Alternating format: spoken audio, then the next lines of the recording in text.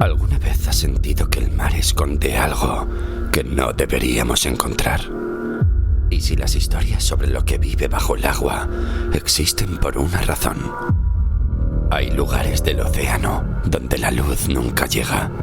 Sitios tan profundos, tan antiguos y tan silenciosos que nadie podría saber realmente qué se mueve allí abajo. Y quizá el verdadero miedo no sea lo desconocido, sino descubrir que algo lleva siglos observándonos desde lo más profundo.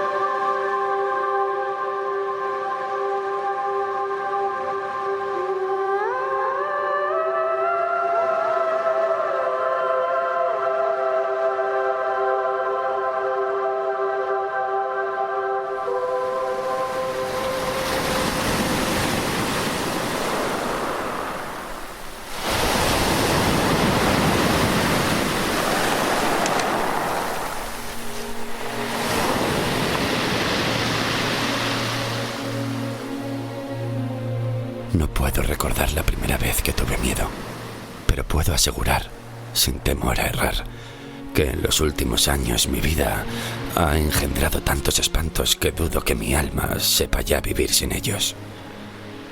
Hay hombres que nacen para la gloria, según dicen los curas y los nobles, que jamás han pasado hambre.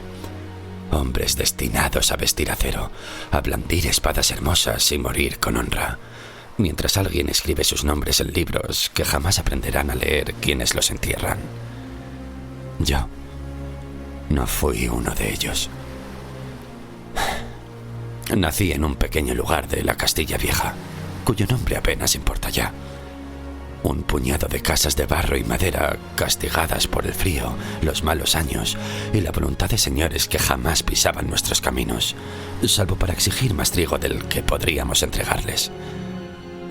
Recuerdo el invierno antes que el rostro de mi madre, el sonido de los lobos más allá de los campos secos cuando la noche caía sobre nosotros como una manta húmeda. Los hombres de mi aldea envejecían pronto. A los 30 parecían ya árboles muertos. Las mujeres enterraban hijos con la misma frecuencia con la que amasaban pan. Y los sacerdotes hablaban de un reino glorioso mientras los niños robábamos raíces de los huertos para no dormir con el vientre vacío. Aprendí temprano que el miedo tenía muchas formas. El miedo al hambre, el miedo al invierno, el miedo a que el señor feudal enviase a sus hombres a reclamar la pierna de una mujer a punto de recibir las nupcias, el miedo a enfermar, el miedo a deber dinero, el miedo a mirar demasiado tiempo a la hija equivocada. Y después estaba el otro miedo, el que despierta cuando la miseria aprieta tanto el cuello que uno deja de reconocerse en sus propios actos.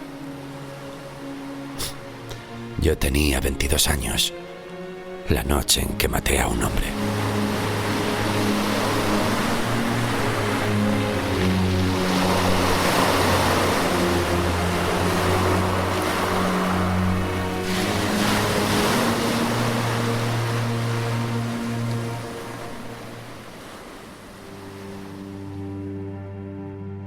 Aún puedo recordar el calor espeso de la taberna, el olor del vino derramado sobre las mesas, las risas, las blasfemias, el humo suspendido bajo las vigas ennegrecidas.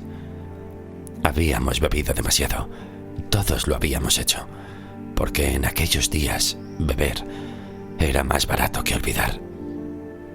Ni siquiera recuerdo cómo comenzó la disputa. Tal vez una deuda, tal vez una burla. Tal vez aquella rabia vieja que los hombres pobres llevamos desde niños y que solo necesita un empujón para salir al mundo. Recuerdo su mano agarrándome del jubón. Recuerdo mis dientes apretados. Y recuerdo caer ambos contra el suelo entre bancos volcados y jarras rotas mientras los demás gritaban nuestros nombres. Puños, sangre, el sabor del vino mezclado con bilis y mis manos golpeando una y otra vez su rostro hasta que dejó de moverse. Solo escuchaba mi respiración. El hombre yacía bajo mí con la cara convertida en algo irreconocible. Recuerdo el miedo que sentí entonces. Miedo al castigo, miedo de mí mismo. No lo sentí cuando me apresaron, ni siquiera cuando me esposaron las manos con hierro frío, ni cuando me escupieron los vecinos a los que alguna vez pedí pan. Tampoco cuando el sacerdote me ofreció una confesión apresurada, el precio de la vida de un hombre arreglado en media oración. Volví a sentir miedo cuando pronunciaron la sentencia. La horca.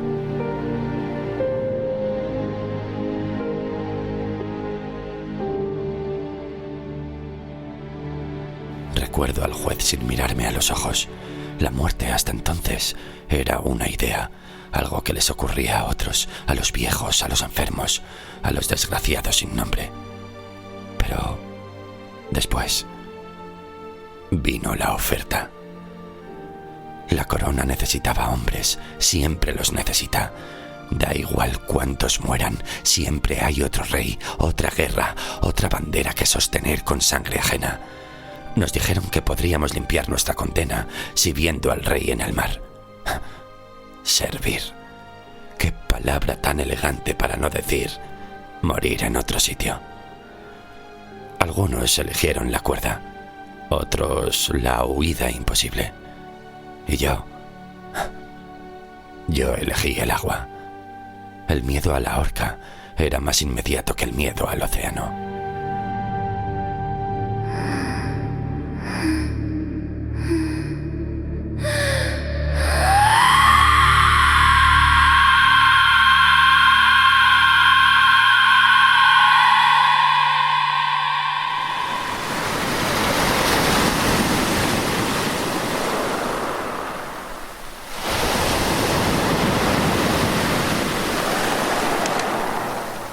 Llegué al puerto.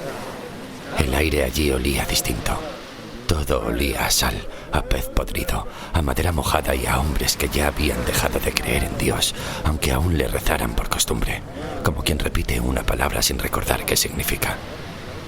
Yo veía los barcos y pensaba que eran animales dormidos, enormes, esperando devorar lo que les arrojaran. Nos habían dicho que formábamos parte de la armada. La llamaban grande. Invencible, decían algunos, con la boca llena de orgullo y vino barato. Había escuchado ese nombre repetido tantas veces en aquellos días que había perdido su sentido, como una promesa demasiado grande para caber en la garganta de un hombre. Nos habían dado uniformes que no nos quedaban bien, espadas que no sabíamos usar y órdenes que nadie se atrevía a cuestionar. Algunos de los que me rodeaban eran asesinos como yo, otros eran ladrones, otros solo campesinos arrancados de su tierra con la promesa de gloria. Pero todos teníamos algo en común. Ninguno debería haber estado allí, porque el mar no entiende de honores.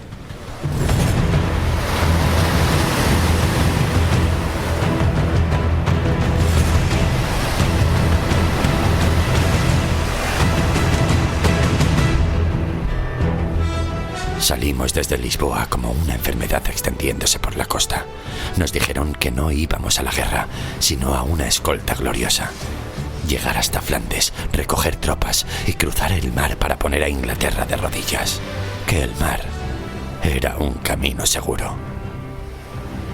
Julio nos encontró en el Canal de la Mancha. Y ahí conocimos a los ingleses.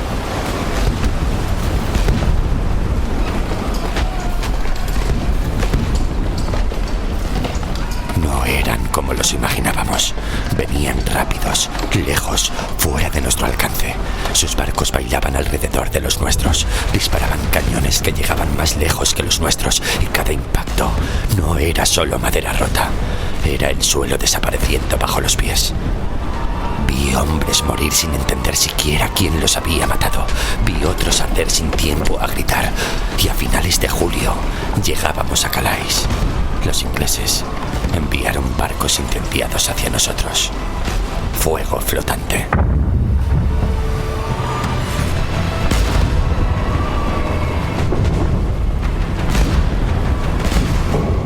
Recuerdo la noche. Recuerdo el cielo sin estrellas. Los hombres gritaban órdenes que nadie podía escuchar. Y entonces vino Gravelinas. Vi barcos hundirse sin ceremonia. Vi hombres desaparecer bajo el agua. Vi capitanes gritar hasta quedarse sin voz. Y vi el orgullo romperse. Y después llegó la orden de retirada. Intentamos volver a España bordeando Irlanda. Nos dijeron que era el único camino, el único, pero el mar guarda alternativas para castigar a los vivos. Las tormentas llegaron sin aviso.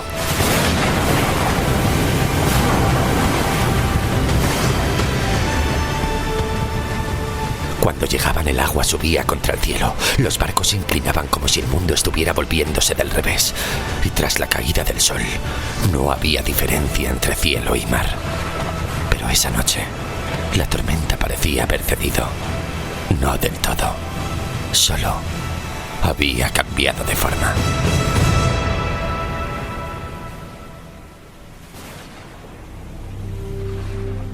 El barco seguía luchando contra el agua y el viento. Las cuerdas estaban tensas como venas a punto de romperse. Los pocos pescadores que quedaban entre nosotros seguían intentando aprovechar cualquier cosa que el mar devolviera, cualquier cosa útil dentro de aquel infierno. El hambre hacía su trabajo en silencio, el miedo también. Y fue entonces cuando el vigía de proa comenzó a gritar que había movimiento en el mar. Una alarma deformada por el viento y el agua, algo que se repetía una y otra vez entre la lluvia. Decía haber visto luces como candiles flotando sobre el agua a babor, moviéndose contra la lógica de la tormenta. Nos burlamos de él. Quienes lo oímos pensamos que el hombre había perdido la cabeza, como tantos otros en aquellos días. Se consideró imposible que nada pudiera mantenerse sobre aquel mar embravecido, y menos aún pequeñas embarcaciones iluminadas. La idea misma fue tomada como una fantasía nacida del cansancio o del vino racionado. Fue entonces cuando una de las redes de pesca fue izada. El agua caía de las cuerdas demostrando que el mar se negaba a soltar lo que era suyo. El peso era anormal, demasiado denso incluso para una captura grande. El sonido del agua golpeaba el casco. Pero cuando la red salió lo suficiente como para ver su contenido, el trabajo se detuvo. Dentro de la red no había nada reconocible como parte del mundo natural. Había peces, algas y algo fuera de cualquier sentido común. Era algo que parecía compuesto de elementos incompatibles. De lejos, parecía un niño a media sumergido en algo que no terminaba de ser agua ni cuerpo. La parte superior intentaba imitar lo humano, pero fallaba en todo lo que la hacía reconocible. La piel era demasiado húmeda y tenía una transparencia leve en ciertos puntos que dejaba ver capas de algo que seguía moviéndose en una larga cola. Los ojos eran completamente negros, sin iris, sin blanco, como dos pozos opacos que no reflejaban la luz. No parecían mirar, sino más bien fijarse en lo que tenían delante, sin emoción ni parpadeo real. La boca era pequeña. No había rasgos faciales marcados que transmitieran humanidad. Todo estaba demasiado suavizado, demasiado perfecto en un sentido incorrecto, como un rostro irreconocible. El cuello y los hombros eran delgados, pero la postura era antinaturalmente rígida. No había sensación de peso real, sino de algo que está siendo sostenido por el agua incluso cuando está fuera de ella. Se movió con una lentitud extraña, adaptándose al hecho de existir fuera del agua. Su cuerpo no era coherente. Partes demasiado largas, otras incompletas, superficies que no reflejaban la luz sino que la deformaban. Los Los hombres que lo rodeaban reaccionaron como animales encerrados con algo que no reconocían como parte del mundo. El ataque fue instintivo. Una espada se clavó en aquella masa imposible sin orden ni decisión clara, solo con la urgencia de detener lo que no se entendía.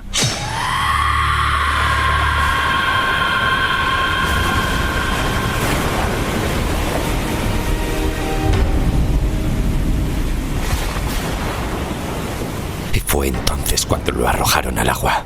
Cayó al mar dando la impresión de que nunca hubiera salido de él, y en el instante en que su cuerpo tocó la superficie, el océano respondió.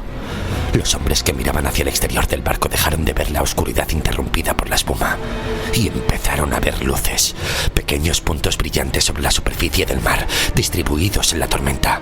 Parecía que alguien hubiera encendido cientos de lámparas bajo el agua, pero las luces no flotaban de manera aleatoria. Miraban, se ordenaban, respondían, y la verdad dejó de poder ignorarse. Ojos, miles, demasiados para contarlos. Algo que no pertenecía a la tormenta, observando desde debajo del agua con una quietud absoluta. El viento cambió. Los barcos comenzaron a perder estabilidad uno tras otro, arrastrados por una fuerza que no era solo meteorológica. Desde el mar, aquello que había visto antes dejó de ocultarse. Sin dar margen a la comprensión, los soldados fueron succionados por el mar en oleadas. Aquellas entidades invadieron la embarcación como una plaga voraz e imparable. Mientras avanzaban, cercenaban y arrojaban los restos de aquellos compañeros que apenas jornadas antes combatían a los ingleses. Con la precisión de un carcinero desolando su mercancía, desgarraban entrañas en los que se arrojaba una ironía. Los cráneos de los marineros, paralizados por el terror, eran triturados contra la madera de la cubierta en una carnicería indescriptible. Algunos desaparecieron sin dejar rastro. Otros quedamos suspendidos entre el casco y la superficie el tiempo justo para comprender, demasiado tarde, que el mar no era un vacío, sino una boca. Y el último pensamiento que quedó en los que aún estaban en la cubierta no fue sobre la guerra, ni sobre el rey, ni sobre la armada. Fue la certeza simple de que el océano lleva demasiado tiempo esperando. Y ahí conocí un nuevo tipo de miedo. El miedo de verdad.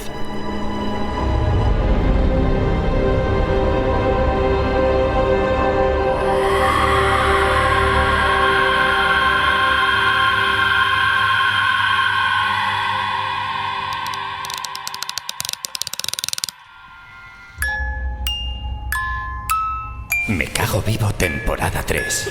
Un podcast de Alejandra Romeo y Nacho Vega.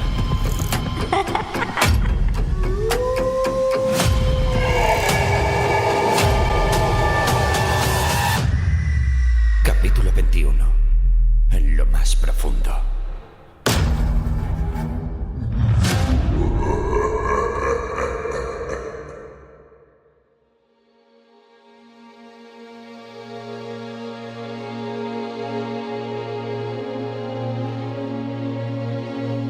Al principio pensé que bastaría con decir la verdad, que bastaría con hablar de las formas moviéndose entre las olas, de aquella criatura subida a cubierta.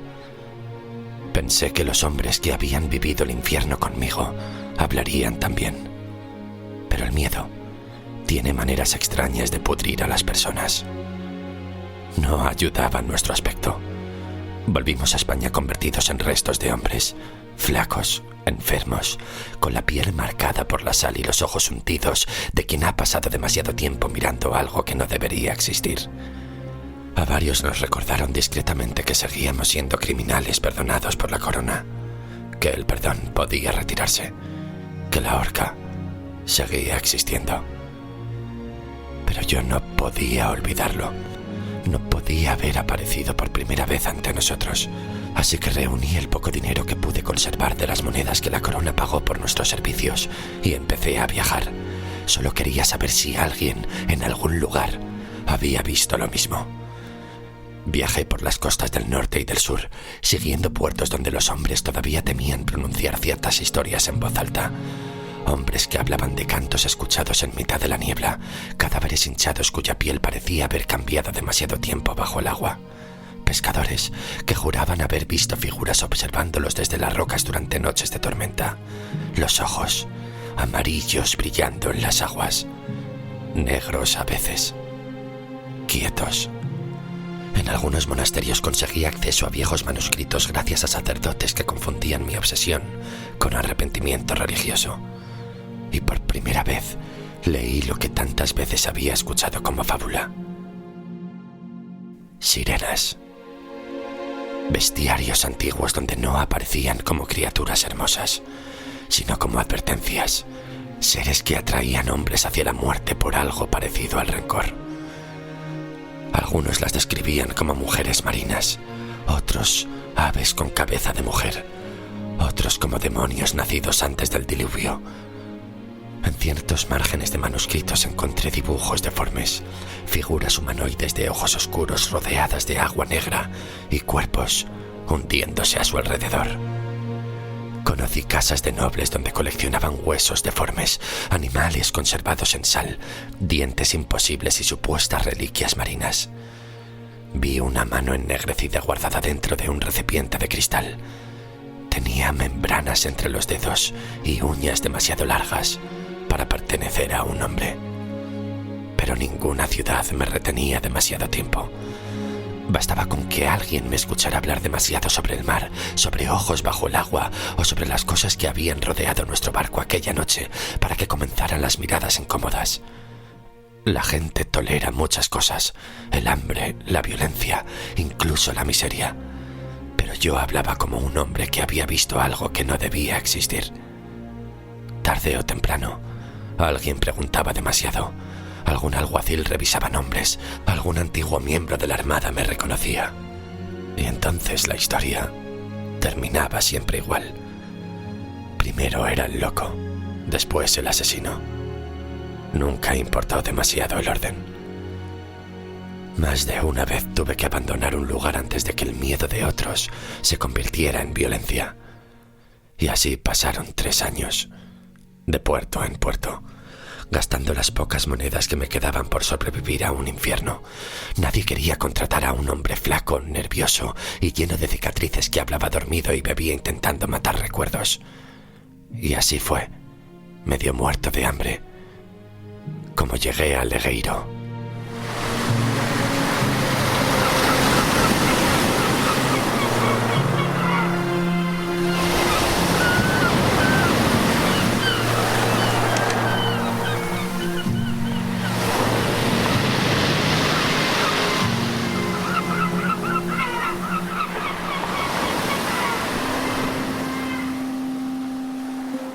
Era un pequeño pueblo costero cerca de la frontera portuguesa. Apenas un conjunto de casas golpeadas constantemente por el viento y la sal, construido demasiado cerca del océano y demasiado lejos de Dios. Llegué allí convertido en un mendigo. Probablemente habría muerto allí mismo de no haber sido por el párroco del pueblo. Legueiro necesitaba manos. Me permitieron instalarme en una vieja casa desvencijada cerca de la playa. El techo dejaba entrar el agua cuando llovía y las paredes olían permanentemente a humedad y sal. Pero después de años durmiendo en establos y calles, aquello me pareció un regalo imposible. A cambio trabajaría para los pescadores del lugar. Remendaba redes, cosía velas rasgadas, arreglaba aparejos y trozos de cuerda dañados por el agua. El trabajo mantenía mis manos ocupadas y el cansancio ayudaba a dormir algunas noches.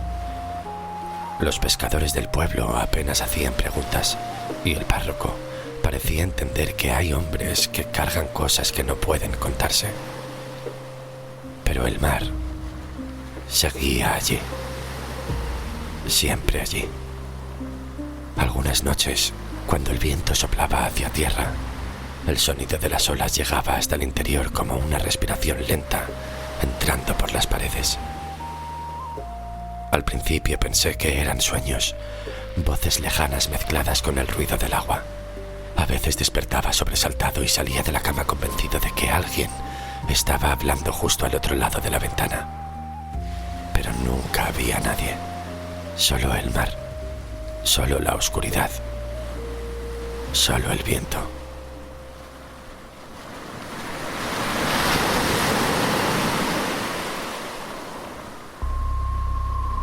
La primera vez que los vi desde la playa fue una noche, en la que no conseguía dormir.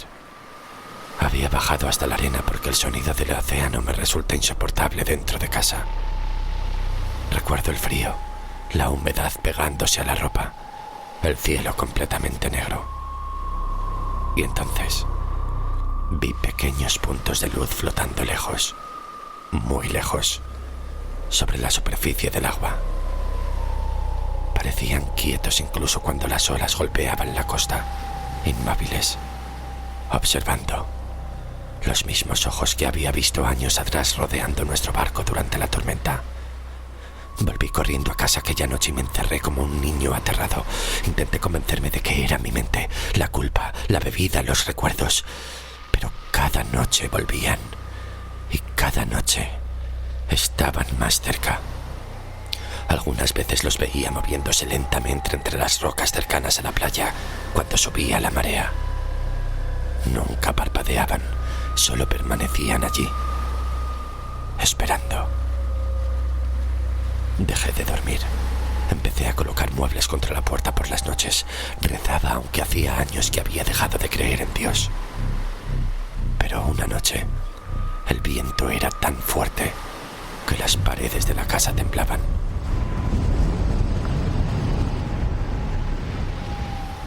Yo estaba despierto, sentado junto a la vela casi consumida, cuando escuché el grito.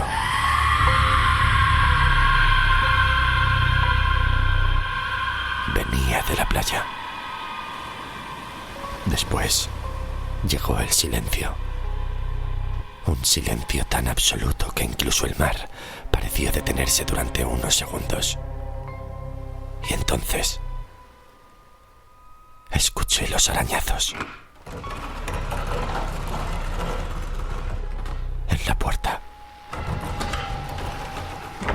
Lentos, irregulares. Me quedé quieto como una estatua, que no de piedra, sino de carne mal dispuesta por el miedo. El aire de la estancia se volvió pesado, como si el mar hubiese entrado sin permiso por las rendijas de la casa y allí se hubiese quedado, respirando conmigo. Los rasguños prosiguieron en la puerta con la paciencia de una cosa que no tiene prisa porque sabe que el tiempo le pertenece. Rascaba y se detenía. Rascaba otra vez, más arriba. Lo que estuviera al otro lado estaba aprendiendo la madera, midiéndola. Y fue entonces cuando el silencio se hizo aún más terrible, porque aún el mar, que nunca calla del todo, pareció retirarse un instante, como escuchando también. Cogí un hierro que tenía cerca, y entonces la puerta cedió un poco. Y por ella entró una claridad verdosa, turbia, como filtrada por aguas hondas donde jamás entra el día. Y tras aquella abertura, ojos. Yo no me moví, ni siquiera cuando la madera empezó a dejar de quejarse, ni cuando aquella respiración contra la puerta se apagó como una vela mojada. El silencio no vino limpio. Esperé lo suficiente para que el cuerpo empiece a dudar de si sigue siendo cuerpo. Me acerqué con cuidado por si el suelo pudiera delatarme. Empujé. La puerta se abrió sin resistencia y vi la playa vacía. No había luces, no había ojos, no había nada.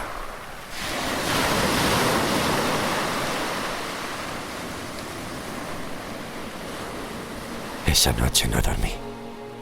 Me quedé sentado con el hierro en la mano, mirando la pared como si pudiera responderme algo. Cuando amaneció, supe que no había lugar al que huir, ni puerto, ni iglesia, ni nombre que me ocultara. Pensé en la horca, en el rey, en la guerra, en el mar. Así que tomé una decisión. No iban a quitarme la vida ellos. Si esto tenía que acabar, lo haría yo, antes de que llegara la siguiente noche. Y por primera vez en mucho tiempo, sentí una calma extraña. Salí al mar antes de que la luz terminara de decidir si era de día o no. No llevé nada, ni palabras, ni fe, ni siquiera rabia. Solo el cuerpo, que ya no me obedecía bien desde hacía tiempo. El agua me recibió fría, insistente, conocida. Avancé. Primero hasta las rodillas, luego hasta la cintura, luego hasta que el peso del mar empezó a cerrarse despacio alrededor de mi pecho. Respiré hondo y me dejé caer.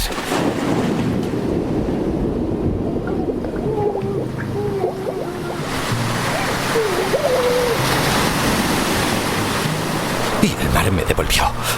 Cada vez que intentaba hundirme, el cuerpo volvía arriba. Las olas me escupían hacia la playa. Una especie de rechazo frío, mecánico, casi cruel. Volví a intentarlo. Otra vez. Y otra. Y otra.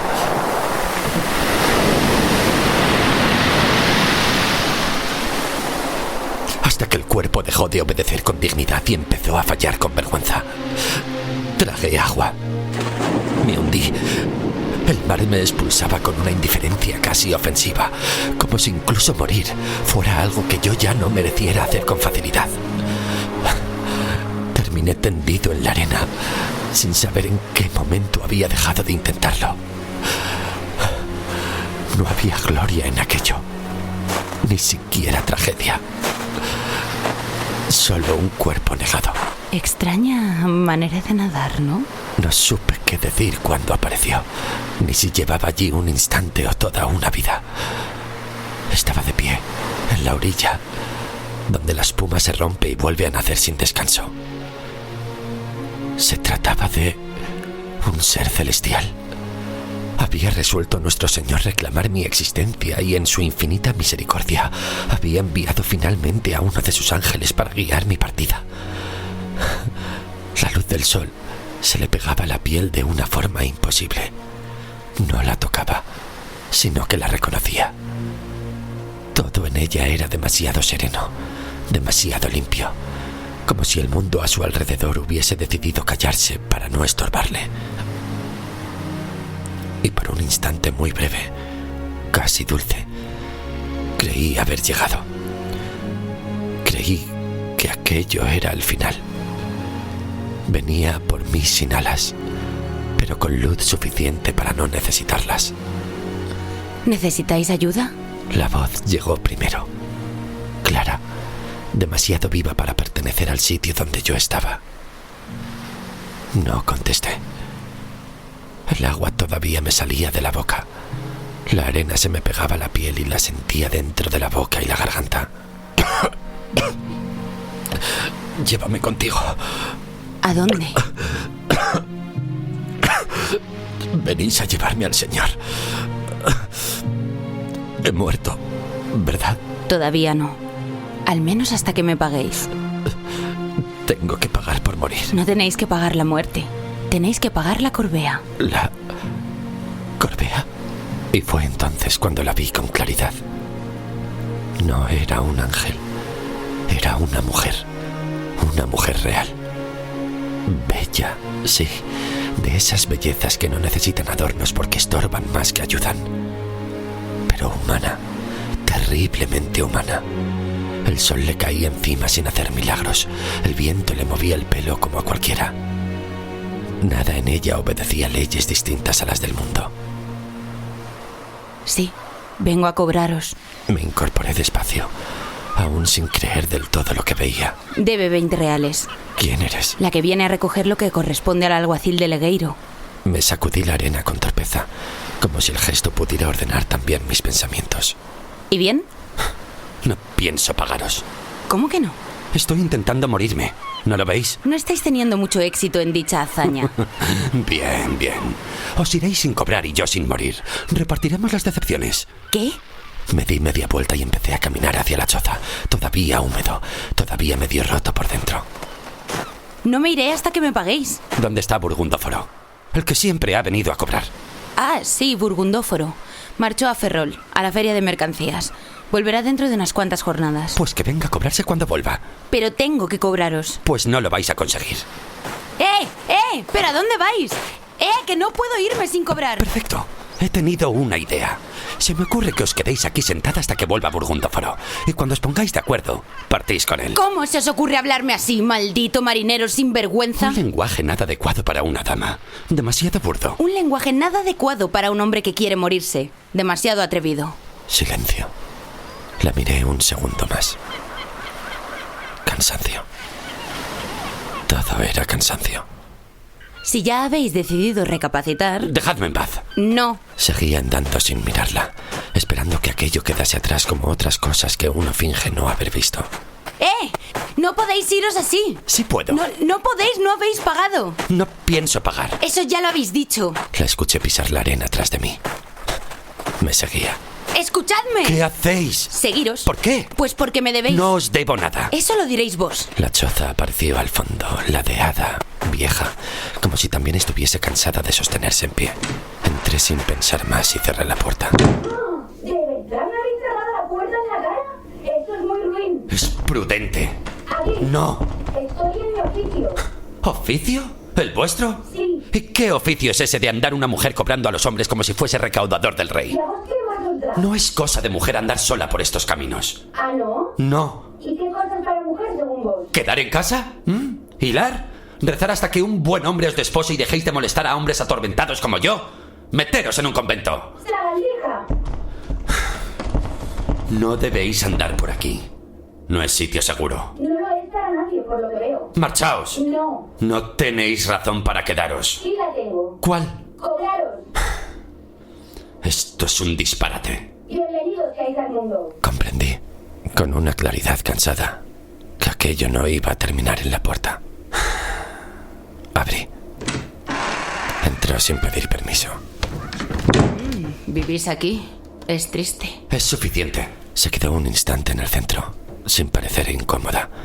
Eso, por alguna razón, me irritó más de lo que debería. No debéis estar aquí. Ya lo habéis dicho. Y no lo escucháis. Es que no es buen argumento. ¿Cómo decís? Que no es lugar para mujer, no es argumento y es el único que tenéis. Se acercó a la mesa. Pasó los dedos por la madera húmeda. Miró las redes apiladas en un rincón. ¿Y qué hacéis vos aquí? Trabajo. ¿Eso es todo? No parece mucho. No lo es. Decíais que intentabais morir. No es asunto vuestro. Deberíais iros. No pienso irme hasta cobrar. Maldita sea. Decidme algo. Si tantas ganas tenéis de morir, ¿por qué seguís aquí discutiendo conmigo? Sus ojos bajaron a mis manos, a mi ropa aún húmeda. Vos... ¿Qué? Habéis estado en el mar. Sí. No habéis dormido. No es necesario. Sí lo es. Estáis agotado. He estado peor. No debéis estar solo así. Vos no sabéis nada de mí. No lo sé. La miré un momento más de lo debido. No me gustaba que se quedara ahí tan cerca, como si mi estado fuera algo que pudiera mirarse sin consecuencias. ¿No escucháis? Decidme una cosa. ¿No os doy miedo? ¿Vos? Sí.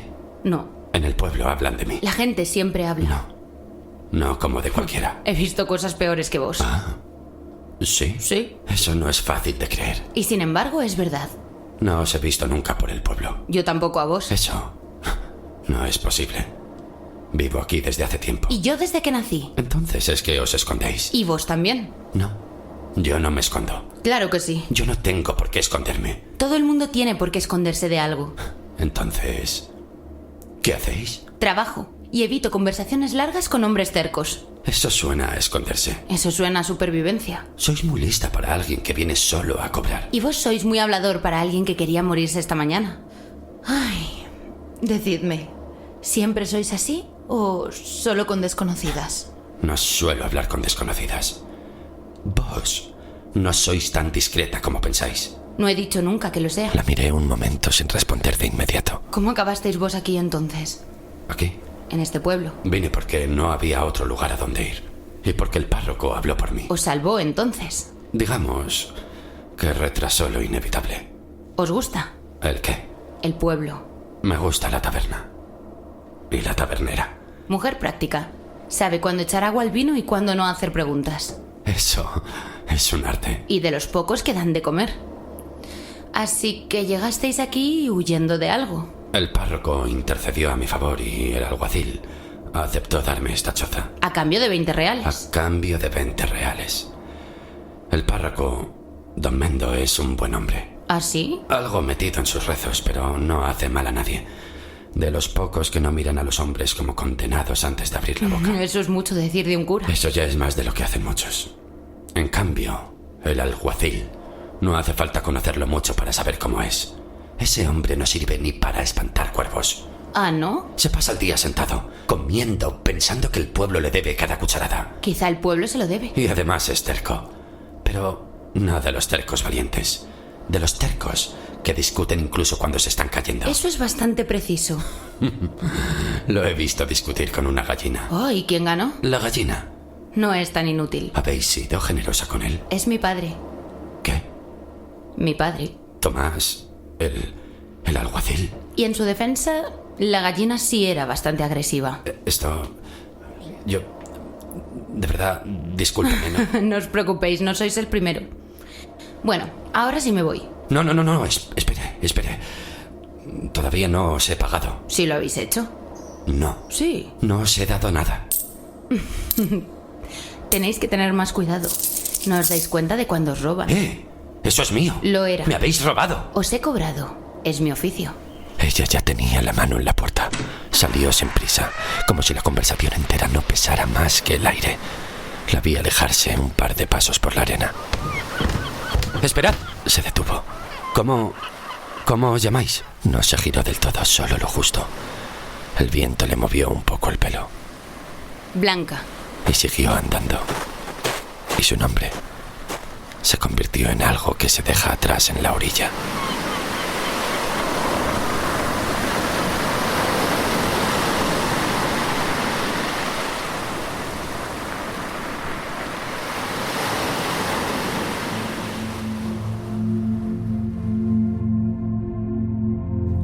La jornada se fue extinguiendo con esa lentitud propia de lo que se resiste a desaparecer. Me recluí en la cabaña, ocupando mis manos en tareas que apenas guardo en la memoria, pues mi pensamiento vagaba lejos de aquel lugar. Involuntariamente su recuerdo regresaba a mí, una y otra vez, como la evocación de la presencia que no hallaba encaje en mi desvencijada existencia. Su voz, esa mirada que restaba gravedad a mi propia tragedia, y sobre todo, esa calma imperturbable.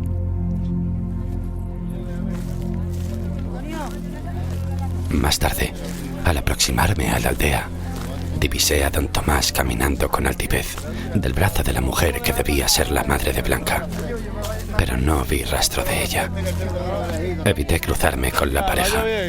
Si bien su hija no parecía temer la compañía de un criminal, dudaba que a ellos les resultara una perspectiva agradable. El sol inició su descenso, parsimonioso, tiñendo de carmín los confines del océano. Parecía que el firmamento estuviera agotado de cargar con la luz de todo un día. La luz ya era baja. El pueblo se iba apagando poco a poco, como si alguien soplara sobre él desde lejos. En el camino me crucé con un hombre enjuto, pequeño, de esos que parecen hechos más del viento que de carne. Iba hacia la costa con su candil, como hacía muchas tardes, sin faltar una. Nos saludamos de pasada sin detenernos. Dios lo guarde. Y entonces me apresuré. Recogí lo poco que había fuera. Cerré bien la puerta, revisé el pestillo 2 veces y entré. Me quedé dentro. Tal vez si el mar no me había dejado morir, no era por burla ni por condena. Tal vez no había llegado mi momento. Desde dentro, a través de la ventana, lo vi otra vez, a lo lejos, el hombre con su candil. Miraba el mar. Seguía sin prisa, sin miedo.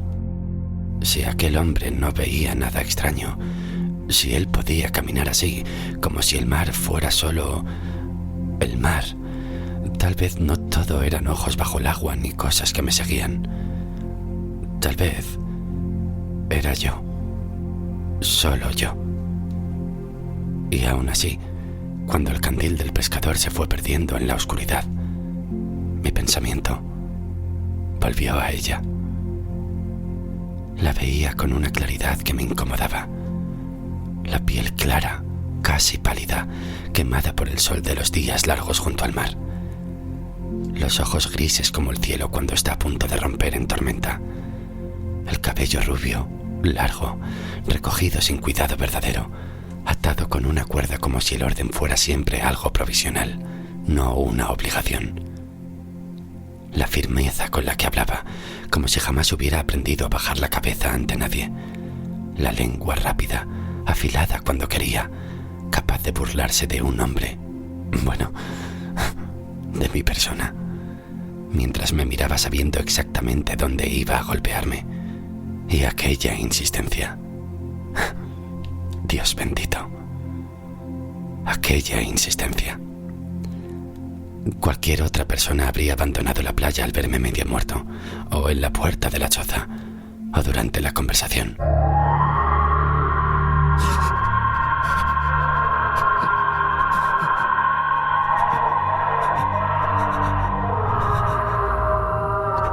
El grito me heló la sangre. Me incorporé de golpe y me asomé a la ventana. Durante un instante pensé en quedarme dentro, en cerrar la puerta bien, en echar la forjadura, esperar al amanecer como hacen los cobardes o los hombres sensatos. Y Dios sabe que después de todo lo vivido tenía derecho a ser cualquiera de las dos cosas. Pero algo dentro de mí empezó a revolverse.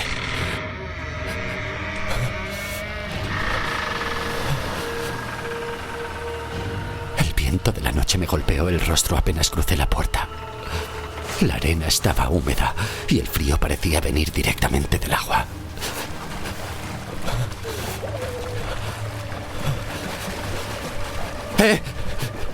¿Quién anda ahí?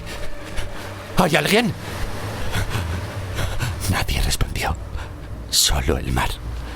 Ni el hombre ni el candil. Y entonces lo escuché. A mi derecha. Dentro de los arbustos que separan la playa del camino del pueblo. Algo moviéndose entre las ramas. Durante un instante pensé en huir, en volver a la choza, en encerrarme otra vez. Tragué saliva. Reuniendo un valor que no sabía si era valentía o puro cansancio de seguir teniendo miedo. Avancé. Los pasos volvieron a sonar. Más cerca esta vez, crujiendo entre las ramas húmedas. Algo se movía allí dentro. Podía oírlo moverse. O quizá era yo.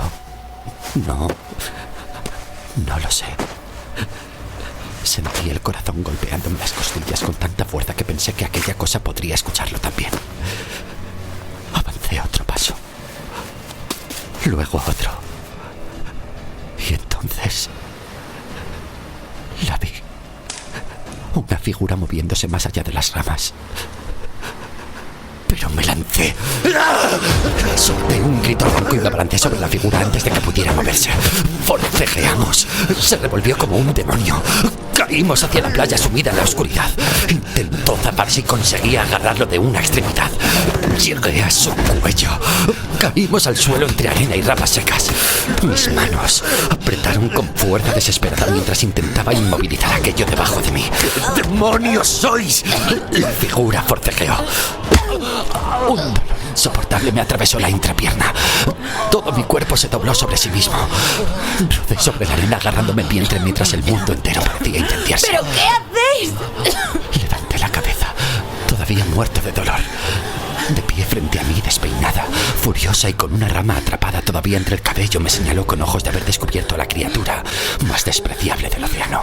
¿Os habéis vuelto completamente loco? ¿Vos? ¡Claro que soy yo! ¿Quién pensabais que era? Había algo aquí. Yo lo escuché. ¡Sí! ¡A mí! No he escuchado. Me habéis saltado encima como un condenado salvaje. Que había algo en la playa. Lo único que había era yo. No entendéis. El pescador. Escuché gritos y luego había algo ahí fuera. Sí, una mujer a la que acabáis de intentar matar. No, escuchadme. No pienso escucharos. Me habéis atacado como un maldito Yo animal. creí que... Pues dejad de creer tantas estupideces, por el amor de Dios. Casi me estranguláis. ¿Qué hacéis aquí? Venía a veros. ¿A verme? ¿Sí? Me quedé mirándola. Me fijé en la cesta volcada en la arena por el forcejeo. Un odre de cuero medio abierto y desparramados a su alrededor. Un poco de fruta y pan, ahora manchados de sal y arena. Y entonces el recuerdo volvió otra vez, violento. El mar, el grito. Giré la cabeza hacia la oscuridad de la playa. Sentí un escalofrío subir por la espalda. Me puse de pie de golpe. Os estoy hablando. Tenemos que irnos. ¿Qué? La agarré del brazo con fuerza. Demasiada, quizá. ¡Vamos! ¡Suéltame! ¡Ahora! No pienso quedarme aquí. Pues iros, pero no pienso ir a ninguna parte con un salvaje como vos. ¿Vais a venir sí o sí? No le di opción a terminar. La levanté de un tirón y me la eché al hombro como si fuera un saco de leña. ¿Pero qué hacéis? ¡Bajadme, bestia! ¡Dejad de moveros! ¡Os habéis vuelto completamente loco! ¡Que me dejéis en el suelo, maldito desgraciado! Si seguís así, os vais a caer. Ojalá me caiga y os partáis la cabeza al caer conmigo. Esto es un secuestro. Llegamos a la choza entre sus quejas constantes. La bajé al suelo de golpe. Me fulminó con la mirada y se apartó el pelo de la cara como si estuviera decidiendo por dónde empezar a matarme. Entrad. Ni muerta. No es una sugerencia.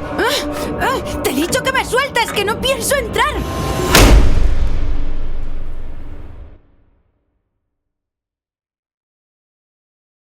Oli. Hola, chicos.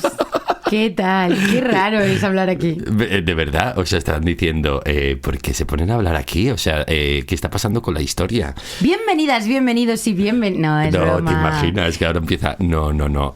A ver. Estamos en el estudio de grabación, chicos. Ha pasado una cosa. Sí, es que vamos a ver. Tenemos que ser sinceros con vosotros porque os lo merecéis. Y es que con esta historia se ha ido un poco de madre. Sí, la hemos liado sin querer. Bueno, no, la has liado tú, Alejandra. Bueno. La ha liado Blanca.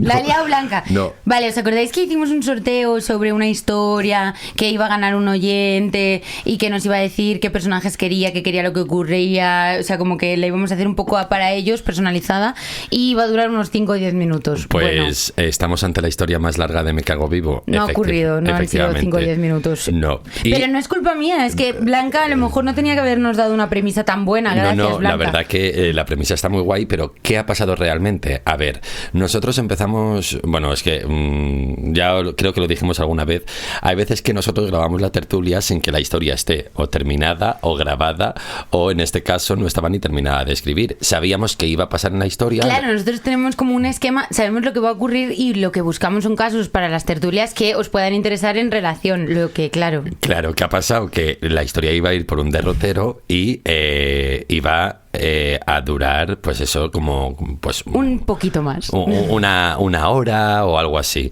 Pero claro, de repente Alejandra me dice, Nacho, voy por la página 40. Vale, para que veáis, aquí nos hemos quedado, ¿vale? Esta historia ha terminado, la primera parte, en la página 20. Y ha escrito 20 páginas más. Y ha durado una hora. Entonces... Ya...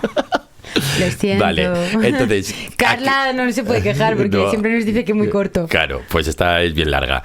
Entonces, claro, no me daba tiempo a hacer toda la historia en un... O sea, sí le daba tiempo, pero hacerla... O sea, no cutre, pero como tirar y ya está, ¿sabes? Claro. Narrar, poner voces y listo. No, pero esta historia, porque hasta aquí esto ha sido como un poco la introducción, lo que viene ahora es muy fuerte. Entonces, ¿qué va a pasar? Que este capítulo se te acaba aquí, pero lamentablemente no vais a tener tertulia este miércoles. ¿Por qué? Porque es que la tertulia ya está grabada no pensábamos que iba a ser 2 partes y nos vamos a poner la tertulia porque os vamos a hacer spoiler de lo que pasa. Exacto. Claro, que bueno, que de la tertulia también poco hemos hablado de lo que realmente se cuenta en esta historia. Hemos pasado por encima de las cosas, que también en la tertulia puede que pasen cosas, puede que pasen. Pero no, dicho esto, entonces, ahora en serio, este capítulo se acaba aquí.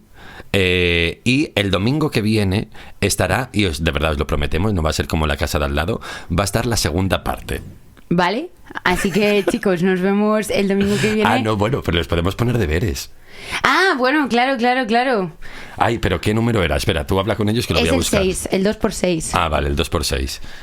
Bueno, dilo tú, Alejandra. Vale, que se nos ha ocurrido que a lo mejor podrían ser unos deberes chulos si quisierais escuchar otra vez La Isla de los Locos, que es el 2x06. Claro, porque... Porque sí. Porque sí, no, pero porque estaría bien que se lo escuchasen y lo tuviesen reciente. Claro, y darle un repasito a www.mecagovivopodcast.com/ El legado del Noctros por También. saber.